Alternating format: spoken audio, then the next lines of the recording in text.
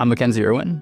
I work for TD Securities. I'm a lead software engineer there, and I'm working on developing the internal Interop platform. At TD Securities, our goal with Interop is to really facilitate and improve the internal application development process. And Interop has really allowed us to integrate with, say, legacy systems that were previously unavailable for use, as well as also rapidly deliver net new features, because we can start focusing on more compartmentalized pieces of the tech versus, trying to consider a whole monolithic structure that would take a longer time to deliver. Working with the Interop IO team has been quite lovely. We're entering our third year, and they've been very supportive and helpful the entire way during our initial onboarding, as well as supporting us through questions and just technical analysis. I think they've been a great partner to work with if you need Interop or FDC3.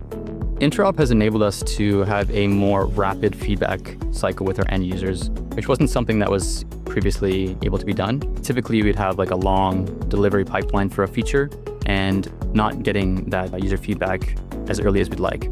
But with Interop, we're able to deliver much smaller pieces and begin that feedback discussion much sooner. And that's really been able us to foster our relationship with our end users, as well as improve and deliver a better product overall.